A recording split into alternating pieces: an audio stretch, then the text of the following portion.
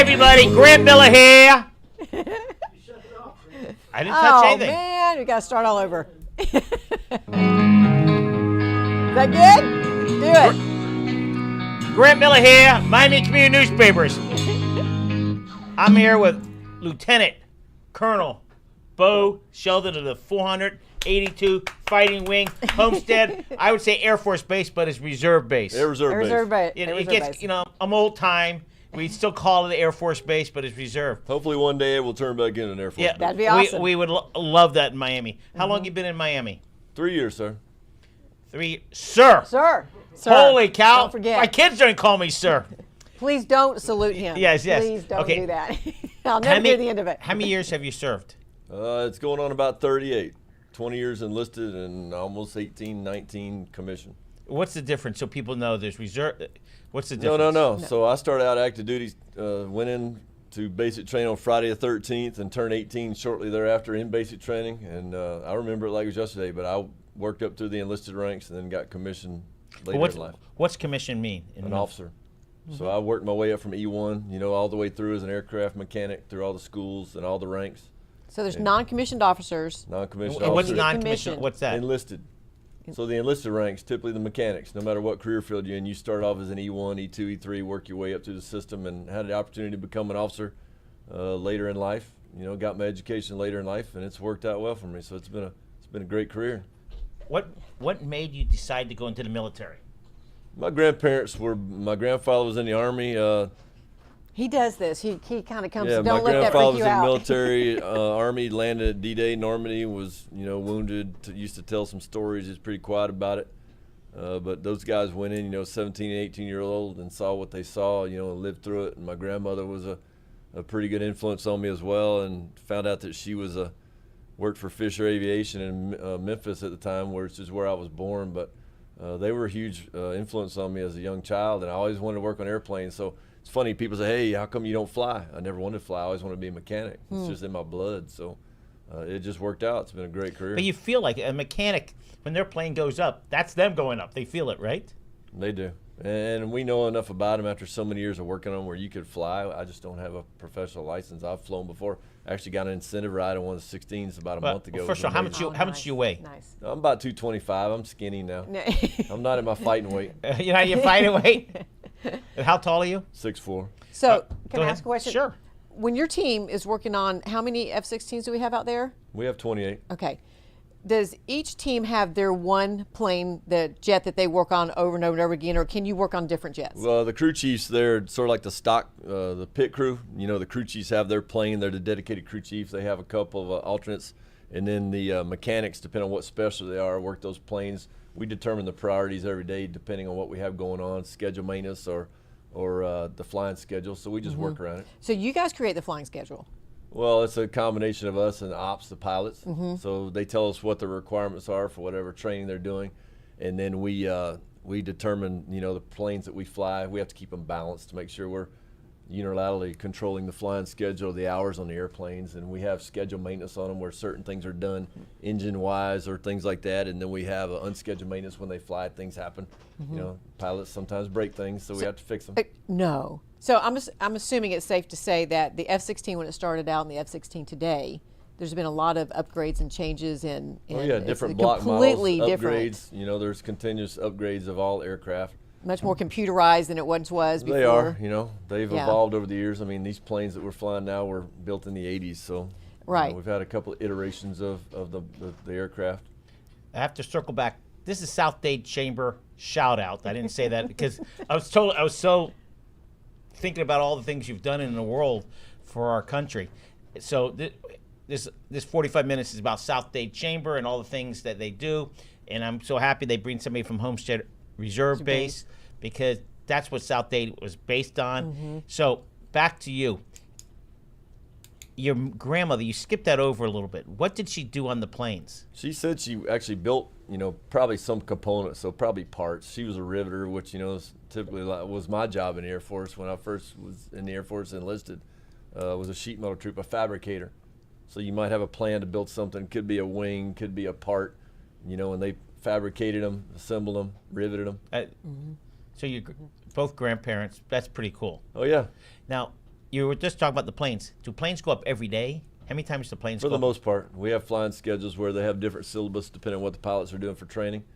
Or we're getting them out of town for oncoming storms, where we'll send them out of town to make sure they're not damaged if we can fly them out. So it just depends on what the schedules are or what the requirements are for the weeks or the month. And definitely during a UTA weekend, I mean, definitely here a whole What's lot that? more. What weekend is that? Unit Our drill training assembly. weekends. We train the reservists on once a month on the weekends. So we would have flying schedule for the pilots that are in training or whatever we have going on for training or for readiness to make sure we're ready to deploy. Citizen Airmen, that's a UTA reserve. I called know Citizen this is Airmen. a stupid question, No. but we're in South Miami here. But where do the planes take? They take off Homestead Air Force. Do they go over the water? It just depends on what their training is. They could have over water. They could have night flying. They could be flying over Avon Park up in North Florida, flying on the range or shooting the gun. It just depends on. Where's the? Is there a range? What do you mean? by that? There's a range in North Florida. And what do they do there? Drop their ordnance, shoot their gun, whatever they need to do, whatever training syllabus is. Wow. It's not It's like like real. a kid in a candy shop right now. Yeah, by I the mean, way. it's like He's just you loving it. don't picture that that's kind of training they do.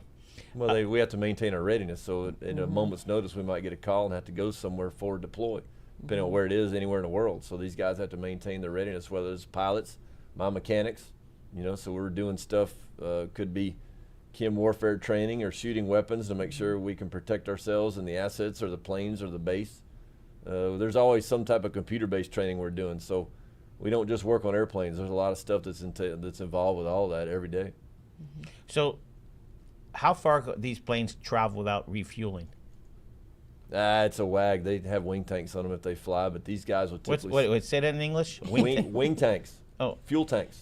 That they're They flying have- with them? Yeah, they have external fuel tanks that fly on the wings, or if they are flying a long mission, they can schedule tankers where they could practice linking up with a tanker in air, mid-air to fly their missions. That's what we got to watch when we were flying over to Carswell for a civic leaders tour about 2 years ago.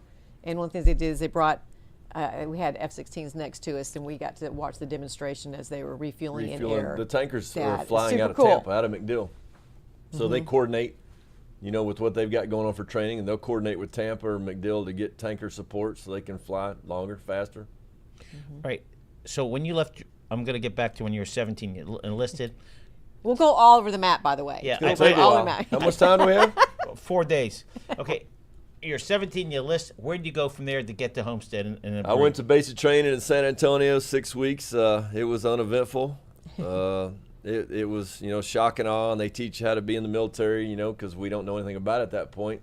We're like little baby ducks, and we go through our training, and then you follow on to whatever your technical specialty is, your school. So imagine a young man from Georgia going to San Antonio for basic training in August, and then going to warm. a It's little warm. town in Illinois called Rantoul, which is in the middle of nowhere, farm country, for a 3 or 4 month tech school to learn how to be a fabricator. So anything metal on an aircraft, anything lines related, or like fuel lines, hydraulic lines. We worked on fiberglass components, anything to do with control cables, just to show you how to do that trade. And then, you're basically in an upgrade status. Once you graduate from that school, you follow on to your first base. My first base happened to be in Alexandria, Louisiana, A-10 base, which was not a bad place to be. Close to your home. How far was No, it? probably 8 hours. That's close. Although I was young, didn't have a car at the time, but at one point I bought a motorcycle and called home to talk to my parents and said, Mom, I'm coming home this weekend. She says, how you getting home? I said, I bought a motorcycle. Click. You're still scared of her, right? And my mom was a nurse, was not happy, and I got home and my father said, your mom has been pacing all night long. She did not appreciate that. And that when I got follow-on orders after that first stint in Louisiana to Germany, I left the motorcycle in my mother's garage, which she quickly sold it. We still know who's in charge, Mom. Yeah, Mom's still in charge.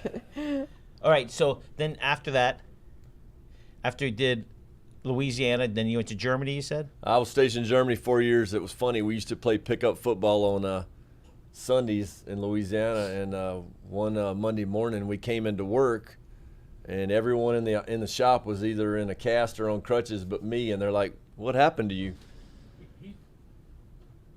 We're on, Michael. Hey, everybody, this is Michael. You coming in? It's nice to have you. It's good to But everyone was in a told cast. you. I warned you about this. It's I warned okay. you. Everyone was on crutches or a cast but me, and my boss said, you need to go to Europe and play football. So it sort of worked out. So I got there. My base was, or my unit was deployed to Spain at the time for training, and I was playing football for about 2 months as a young, probably 19, 20-year-old. And one morning my boss called me in the barracks and says, hey, are you coming to work? And I'm like, well, I've been playing football. He says, yeah, we've heard.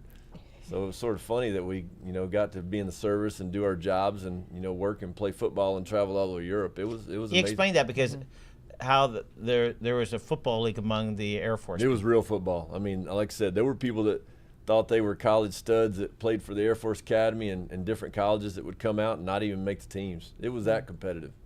But there were teams over there that were loaded. The larger bases had the pick of the crop when you got off the airplane to come to Europe.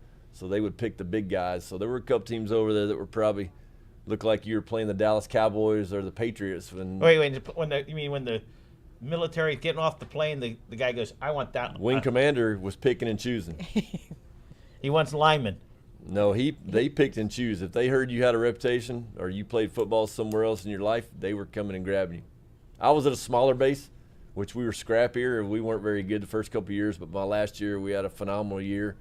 I made an all-star team. They hadn't had it about 20 years, and then I moved to D.C. shortly thereafter.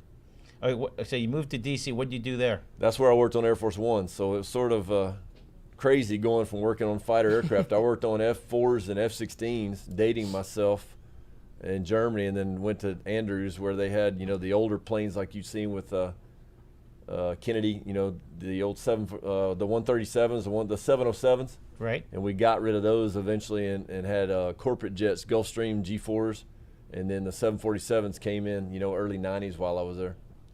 That's the plane that the president flies. Yes. He didn't. Yeah, it didn't fly it, but who knows? Who knows what happens? Well, it was with Reagan and Bush. Bush It was won. Reagan years, which were great, and then the first Bush. So.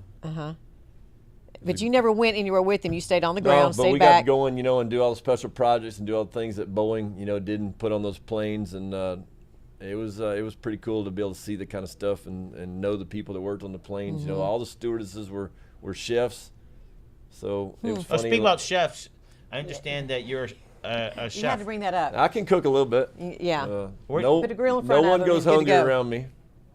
And where'd you learn, or is this over the years? I used to watch my grandmother and my mom cook growing up, but I didn't spend time in the kitchen, I guess. So once I got out on my own, being stationed in Louisiana, you can't not learn how to cook. And hunting and fishing my whole life, and my father, So you'd hunt and cook it right then? Oh yeah. So hunting, fishing. Catch, skin, cook. That's how it goes. Wow. What do you do anything in Florida, like Homestead? Do you go fishing? There's a couple guys in the honor and commander stuff, Jake and those guys. I'll go out fishing with them all the time, or there's guys that'll bring me lobsters, and I'll throw them on the grill, throw them on the smoker. So we keep people fed, keeps them smiling.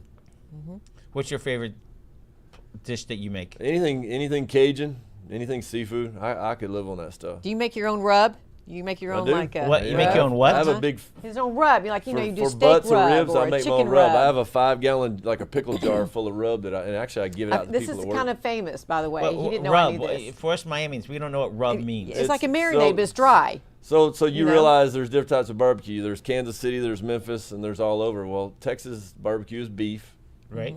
but in the South it's pork. And if you put salsa on my barbecue, then that's not a compliment. Yeah. So rub Because is it's- typically like paprika, brown sugar. Some people put coffee in it. Spices, salt, pepper, things like that. Garlic powder. Wow.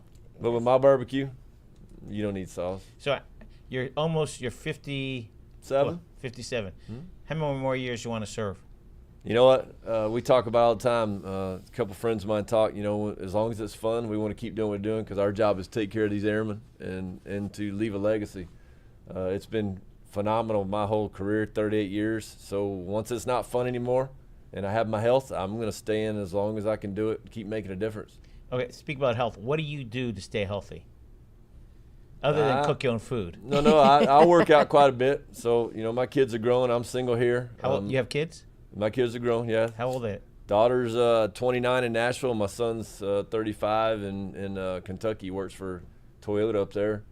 But it's just me. So work out a lot, run a lot, ride bicycles, just do as much as I can. So you do everything. You bike. I try. You bike. You run, and you lift some weights. Well, I bike, so I don't have to run as much because I can't hit people anymore. So I don't like running as much. It's not as, yeah. But I do run. I get up in the mornings and run before I come to work, and then I do my own workouts with, TRX or kettlebells or Bowflexes and things like that, just to keep me sane. Is that on the base or? No, I don't work out on base. They have a fitness center there on the base. We do, but again, I have my own stuff at the house. I've been, working out and keeping in shape long enough in my life. I like, my time and doing that on my own. You pace yourself. I do. It's like I said, we joke around about it. These young kids can't keep up with me, so I still must be doing something right. But eventually, I'm sure it'll catch up to me. But I'm going to stay in as long as I know I'm making a difference, and training future leaders and making this place better, and helping them be successful, achieve their goals. This is why you want to have a base in your backyard, because it's filled with people just like Bo who are leaders. They're trained or naturally born. They have what it takes to make sacrifices and then commit to making those sacrifices year after year, decade after decade. I mean, introverted, these guys, quiet, passive. Oh yeah, totally. He's just sticks to himself. I can understand at his house when he has a barbecue and all his guys, his little posse's over there. They're having a good time. Okay, who's your favorite football team? Georgia Bulldogs. Who's your favorite Georgia Bulldog coach?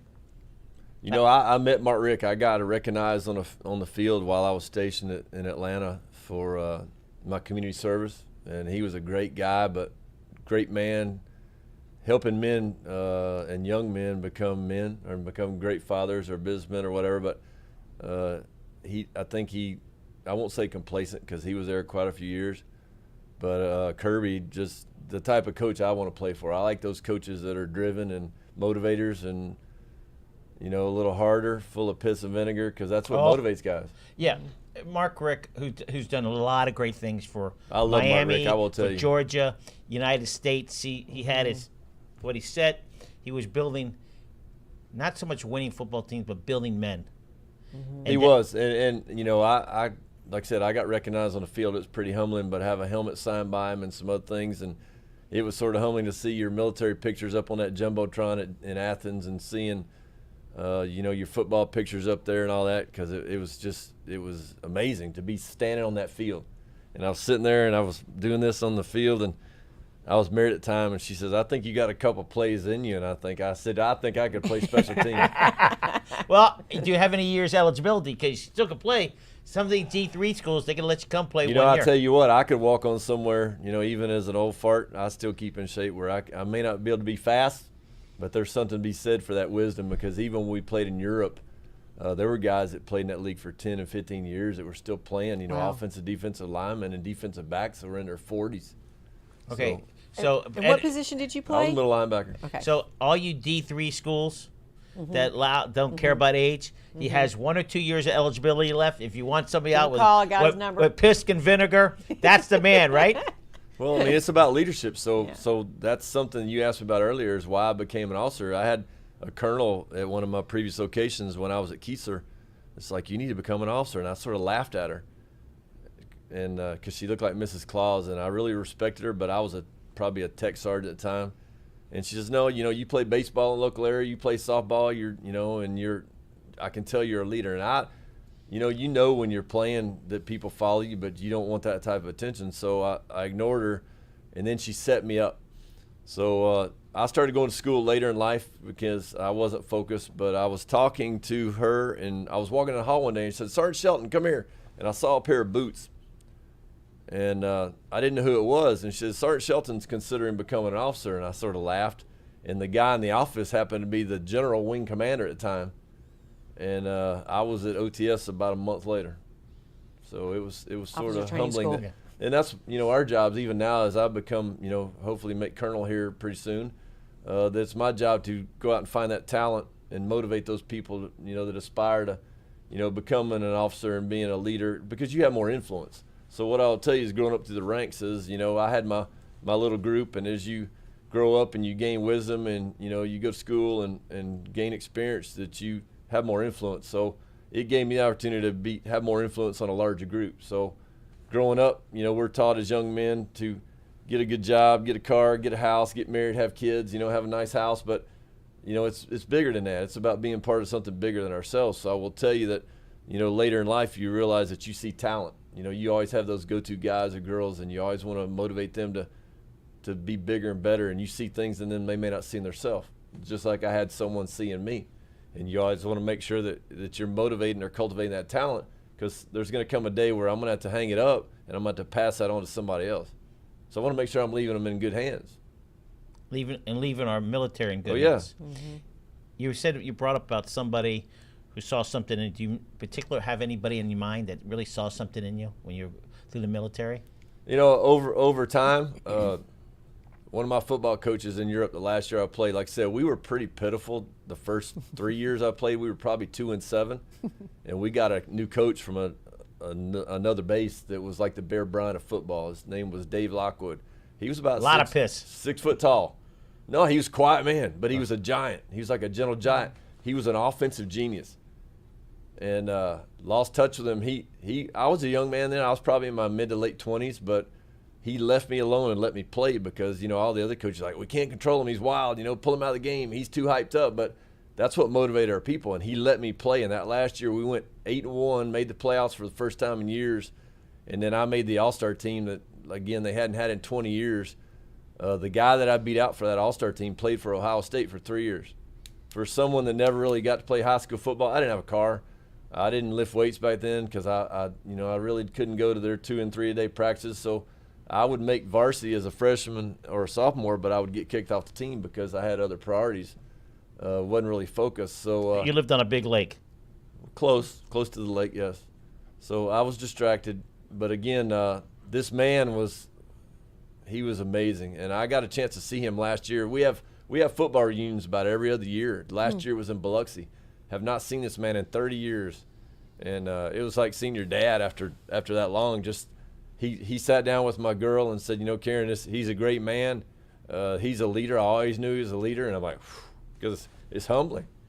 But he's like a dad, and he's still talking football. He's like, hey, I want to show you some plays, and hey, do you have all these game tapes? Because he's older now and he's got some health issues, but you could just tell there was probably 200 or 300 guys from all different bases all over the Air Force that respected this man, and we got him. And he flew in for it. He did. He lives in Shreveport, and I'd been looking for him for years. So hey, look, you believed in me, and look where I'm at now. Look where I'm going, and it was quite humbling to know that someone saw that in you way back then. So he was one. Not unlike Colonel Kitchen, who's now retired, who was the one that taught me to become an officer that sees things in you that, you sort of feel inside that you have it, but the fact that somebody knows that you have it and they notice that you have it, that's special. That's what motivates you. Wow. It's quite a unique story, and it's connected to football. And let's talk about pro football for a minute. How exciting is the game now?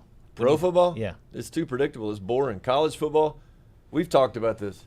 You can go to an SEC game, there's 100,000 people there. You don't get that at a pro game. Mm-hmm. It's boring. So what? Well, the Packers. Have you been to a Packers game? Packers? Who? Yeah. Hey, don't be messing Growing with up my as guys. a child, I lived in Don't be Texas messing for a with my while. And I guys. liked the Cowboys back in the Landry days. But when they got rid of him, I sort of fell off that bandwagon. My number was 54 in Europe because of Randy White, because he was a great bear. defensive player. Yeah. But again, once they, hired Jimmy Johnson, all that, I know he came from Miami, but football was hard to follow. And I try to follow Falcons, but it's just tough. It's tough following them because it's just become so. And then you go to a game and it's just TV timeout after TV timeout. It's just too predictable. College, you feel the energy. Mm-hmm. When you go to a college game, they play with heart, and that's what it's all about. The rivalries, playing against a cousin on another team, that's nothing like it. Nothing like it, especially SEC. I mean, I love the ACC. I've learned how to love the ACC, but there's something very special about the SEC. When you raised up there, remember I was telling you about how years ago when I went home with Russell up to Birmingham, and I took the kids to a park, and I'm reading a book, and all of a sudden I hear this bickering back and forth. There's two little boys about 6 and 8, and they're fighting with one another who was better, Auburn or Alabama. And so we start them young up there. We start them young about who's the best in SEC. And I'll tell you, it's funny, when I met my fiance 3 years ago, a friend of ours in Arizona introduced us, and she came to my house in Tucson, and I said, "What are you doing?" She had orange on. I don't allow orange in my house.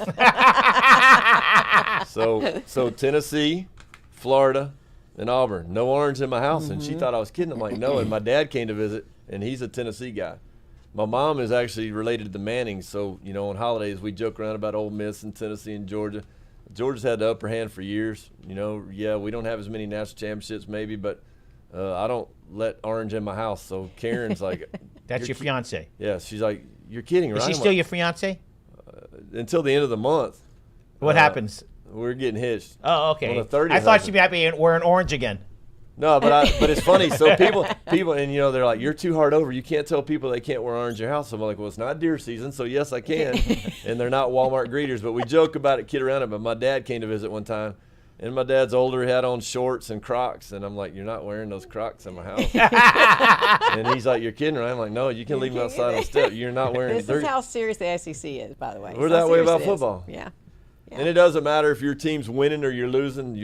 There's no such thing as a fair weather fan. You take the good with the bad. Who was your favorite running back at Georgia? Herschel, hands down. I actually had an Uga Bulldog descendant. He passed away a couple years back, but when I got commissioned in 2002, I got him in 2003. And best dog I ever had. People think Bulldogs are fat and lazy. This dog was all personality. When I deployed, they didn't care about me. They wanted to know who was watching him because that dog was famous. So Herschel, how about that Chubb? Chubb, is that his Chubb's name? a good dude. He just came back. He's doing great things for Cleveland. I heard he had a great game this weekend, had about 130 yards. But what's interesting about him, you know, his history of his family. They yeah. started a town in Georgia. Cedartown. Yeah. And they all owned it. They owned everything back in the day. So that's a huge testament to those guys and facing adversity and being successful. There's a running back named McKenzie. Isaiah McKenzie. Okay, so you know who he is. Oh, yeah. Okay, here's a great story. Sony Michelle, same. Okay, so I'm at this restaurant, this pop-up barbecue restaurant in downtown. The waitress takes the order. Then this gentleman comes over to bring me food. And I ask him his name, and his name's Isaac, and he walks away. I say, Isaac, I got a question. And he turns on a penny. He comes back, and I go, you must have played high school football. By the way, this was 6 months ago. He goes, yeah. He's playing for the Bills now. Yeah, right. He goes, I played for American Heritage, and I went to Georgia. I'm thinking, this guy's lying. He's 160 pounds wet. He says, no, I play for the Bills. So as soon as he turned around, I'm Googling him.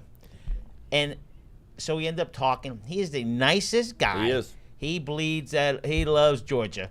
And he plays for the Bills now. He's like a backup wide receiver, but he's he loves Georgia. So the day I got recognized on the field, Georgia was playing Troy. And they had me out on the 10-yard line during a TV timeout. And I'm standing out there. As soon as the whistle blew, they punted. Isaiah McKenzie ran back a touchdown on that play. And I'm out there jumping up, down, and beating on the players. They had to pull me off the field. How exciting. It was amazing. So I became friends with him. He owns a pop-up barbecue place. He's trying to find a home. Yeah. And he has a barbecue place, and he saves every penny. All right. We're going to take a 2-second break. We're going to talk about South Dade Chamber. Speaking of barbecue, we got a big announcement to make. We have a new member, Smoke and Spice. You've got to try them out. Oh, I will. We're going to be there tonight. We're going to do their ribbon cutting. We want to give a big, huge shout out and congratulations to Olga Eby for going the extra mile, taking on the new a brand. Well, it's a restaurant that she's now managing and owning. And she is very brave considering what epic era that we're in, and restaurants, you know, are struggling right now. But she is just an amazing leader as well. She has several. She's quite the entrepreneur. She has several businesses down in the Where's it Homestead located? area. And so it's located just west of us, just off of close to Maury and Chrome Avenue. Really great First place. people that are not from Homestead, if I take the Turnpike down, what exit do I get off at? 3. Okay. It's a 3. Yeah. All right. That's the best way to go. And then just drive a little west, and there you have it, and it's going to be amazing. So Bo and I will test it. Okay. Okay. You need somebody real. Bo's a real person who could test the food and get an opinion. I'm a food snob, though. If Yeah, it's no he good, is. He truly. I know this for a fact. He is a food Okay, snob. you better- So you he'll might know. not want Olga, to get go. ready. Get ready. Bo's coming down, and it's going to be good. So we're going to be there tonight doing a ribbon cutting at 5 for them. And we're trying to get Outback here next week. By the way, Tommy, Outback Steaks, members of the Chamber. We're excited about having them as well. I ate there last Friday with Al Garcia from Homestead Miami Speedway. He's coming in here soon. They're setting up their race Speedway for trustees? February. It's not going to be March, it's going to be February. Speak some new trustees. Well, yes, yeah, part of your fault. Bill Hansen Catering was just here a couple of weeks ago. By the way, he's like one of the top 30 caterers in the nation. You should try out some of his stuff. It's really good, Bo. I'm sure you can give a few pointers or two. We'll get the Melon Man Speaking to come about back. food snobs, we just got Rodney Brett, who's watching right now.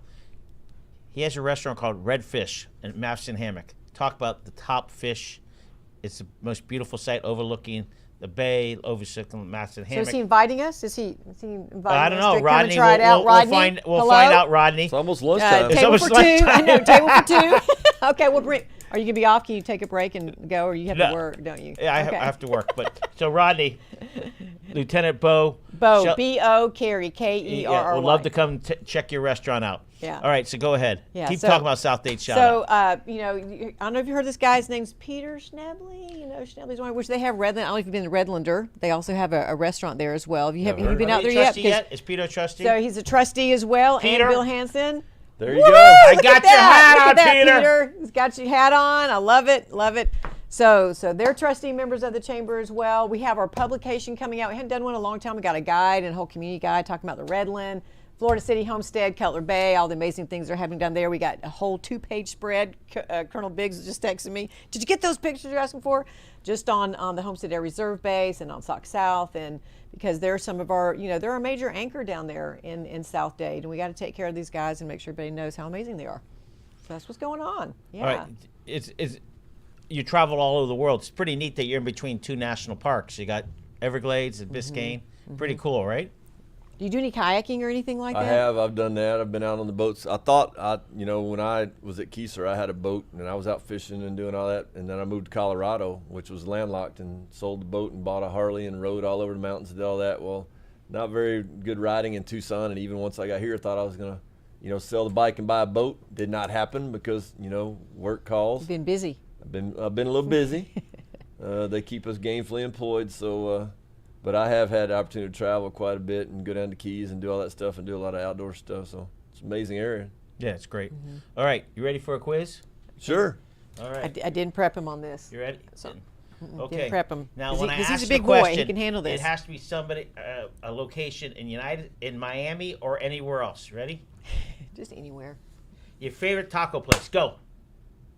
Don't have one. Wow. Okay. I'll take it. That's what I need to take him afterwards. If he doesn't Rodney answer- will come next week. Okay. Pizza. Favorite. Wow, he's killing me. Yeah. Anywhere in the country. Mamma Mia's. Mamma Mia's. Okay. Yeah. Here's a tough one. Your children's birthdays. Go.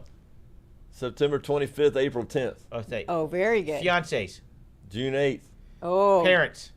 March 24th, January 5th. Bam! We did it. All did within it. a minute. I always got my Ace. grandmother and my Ace on that mother's one. birthdays Okay, mixed we up. will answer together. Your favorite football team? Go Dogs! You got it, baby. Okay. As a kid, I don't want about now. As a kid, who's your favorite politician? None. All kids have favorite politicians, right? Do you eat sushi? Yes. Your favorite sushi restaurant? I don't have one here. You don't have- Sous vide Thai. Suvi Thai. Sous vide Thai. All right. Your favorite hamburger place? Mine. Yeah, his I backyard. do ground brisket burgers. big green Smoked grill. ground brisket burgers. Wow. Green egg. Okay. They show up in a restaurant, hamburgers. We with don't. green You don't egg. eat hot dogs. I do, but Tucson was amazing. Sonoran hot dogs were amazing. Which one? Ooh. They have Sonoran hot dogs. They're bacon wrapped hot dogs, homemade bread, homemade pico de gallo. It was You got us at amazing. bacon. You got us at bacon. Okay, you got it. All right, next one. We have the PBA president watching. Stedman Stahl's watching our show right now. Okay, Thanksgiving. Do you remember any Thanksgiving that you really liked? I love Thanksgiving because I fry turkeys and smoke turkeys, so that is my favorite Are holiday. you going cook. home? I am, and I have an infrared cooker, and so to go brine the turkeys and cook the turkeys.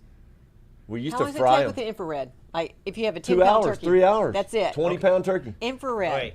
As Gotta a try kid, it. who was your superhero? I was always into like army men and all that Your- stuff. I your didn't really. grandfather. And like I said, my grandfather was. It was always military guys. Well, okay. Christmas. What was your favorite gift as a kid for Christmas? Oh, it was always like bicycles or stuff. But I was a sneaky kid. My mom's, if she's watching, I was always a kid that found everything early. I couldn't. So I now was what's the same funny way. is Did you Karen, get the will try big to wheel? plan all this stuff. What's that? Did you ever get a big wheel? did. You got a big wheel. French fries. Do you make good French fries? Sweet potato French fries. Do you make them? Ooh, Yeah. of course he does. It's tough because this usually when people eat out, they eat bam bam. People See, that cook. I she'll know, tell you, right? I don't eat out a lot, so I think cooking has become a stress relief. I think growing up, I used to paint. My mom would send me to art school or drawing and to learn how to paint or do all that stuff. And as I've been in the military and traveled the world, I think my creative talents just went to cooking instead of, artistic. Well, I mean, it is. Do you know what you're cooking tonight for dinner? I'm actually cooking greens for work, so they want to have a potluck tomorrow, and they don't cook greens like my grandmother did. So I've gone out and mixed all the types of greens. That's what keeps them from being bitter. So I'm cooking a big gumbo pot full of greens tonight. That's for tomorrow. For work, yes. Have you ever had lobster pad thai?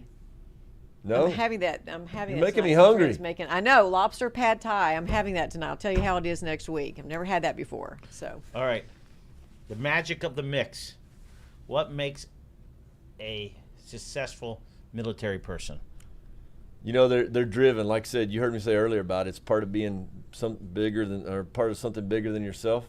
So as young men and women, we're taught, like I said, for rank and for awards and for affirmation, but it's again about being a team and being a leader or being an influence, being a positive influence, whether it's kids coaching or young kids. Chief Robinson and myself will go out and speak to groups.